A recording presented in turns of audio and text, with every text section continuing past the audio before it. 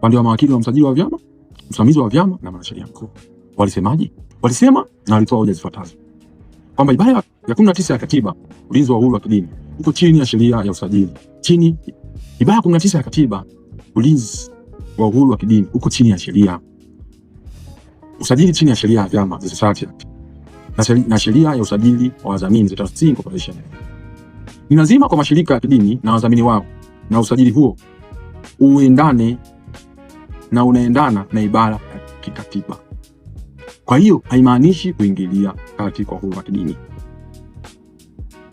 Pia walidai kwamba kuhitaji barua za utangulizi au marejeo kabla ya usajili hauvunji uhuru wa kidini au kulazimisha wanachama. Badala yake inahakikisha utambuzi sahihi na kuzuia kupenya kwa makundi yenye nia mbaya na hivyo kulinda amani na usalama. Walisisitiza kwamba waliohojiwa kama inavyodaiwa hawakulazimisha Waislamu kujiunga na BAKWATA. Kumbe unaona, hawajibu maombi au lalamikio. Walikuwa na lengo zuri na nia nzuri, ina njia waliotumia sasa ndio sio sahihi au utaratibu au kufuatwa kwa usahihi unaotakiwa kwa mujibu wa nani kule watu walalamikaji. Wajibu maombi ambao ni 1 mpaka 3 wakaendelea kusema zile sheria za VETA ambazo zilitajwa na walalamikaji zilikuwa tayari zishafutwa, kwa hiyo haziwezi kuwa ni batili wakati hazipo na zitumiki na zilishafutwa na sheria yake husika. Na wakasema hata kama BAKWATA angekuwa mjumbe wa bodi ya VETA, hii itakuwa na ubaguzi wala sio haki miongoni mwa mashirika ya kidini. Kwa hiyo nakwambia BAKWATA kuwa mjumbe wa VETA atakuwa kwa hiyo nakwambia BAKWATA kuwa mjumbe wa bodi ya VETA haileti ubaguzi, kwa sababu hii sio haki miongoni mwa mashirika ya kidini. Wakaendelea, muundo wa bodi ya VETA unalenga wadau ni stakeholders katika elimu ya ufundi na wataalamu waliofunzwa na wanachama wa BAKWATA unategemea na jukumu lao kama wadau na si kwa misingi ya kidini. Kwa hiyo taasisi hizi za kidini kwenye hizi bodi zipo kama wadau tu, lakini sio malengo na misingi ya kidini. Sio mlipata hapo? Na bodi hizi ni kama bodi za afya, elimu. Kwa kwenye bodi nyingi unakuta wadau wa kidini wapo. Kwa hapo pale kwa misingi ya kidini wapo kama wadau. Tunasema wa elimu au afya.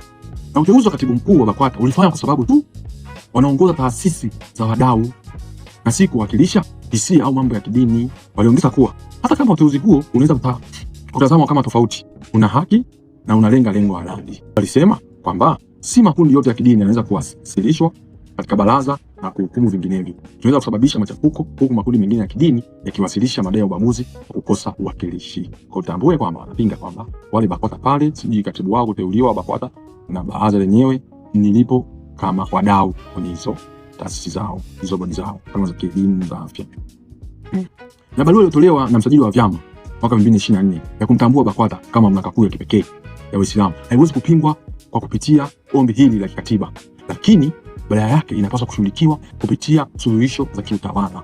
Kwa hiyo hapa wajibu maombi anakuambia hivi kwamba ile barua ya msajili wa vyama ya kumtambua BAKWATA kama mamlaka pekee ambayo sio mahali pake kuletwa mahakamani kupingwa kwa kupitia ombi la kikatiba, inapaswa lipelekwe kwenye mamlaka za usuluhisho, administrative bodies, kule ambapo walipingwa, walikatazwa, walibidi wapeleke kwenye bodi zao za mamlaka za kiutawala kule za serikali ili kutatua hilo tatizo, na sio huko wapi mahakamani.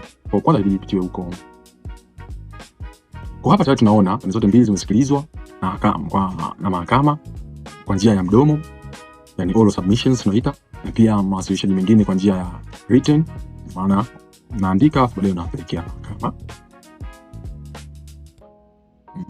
Kwa kila pande ilisikilizwa na ikatoa, hao wa maombi wakatoa hoja zao na fakti zao, na pia wajibu maombi wakatoa hoja zao na fakti zao. Ambao kama tulivyosoma kuanzia mwanzo walivyotoa hoja zao na fakti zao pande zote mbili, kwa tunaona wanaolengwa sana hapa ni watu gani? Wawili. Kuna watu wamesababisha, lakini tunatarajia maamuzi ya mahakama yatalenga watu wao wawili au taasisi mbili, BAKWATA na baraza kuu, na taasisi na mashirika walengwa ni hao wawili, baraza kuu, BAKWATA, ambayo mahakama ikiamua ndivyo sivyo. Kumbuka mpenzi mtazamaji, usahau usubscribe, kushare, comment, kulike na kutufollow kwenye akaunti zetu za kijamii na video ndefu katika YouTube channel yetu ya Legal and Society, kupata maarifa bora na muhimu zaidi ambayo itakusaidia wewe kuelewa hii ni sheria, utajifunza vizuri. Kwa hiyo usahau kusubscribe, comment, kushare, kulike, kutufollow ili uweze kupata maarifa haya ya sheria. Sasa mahakama ilisemaje?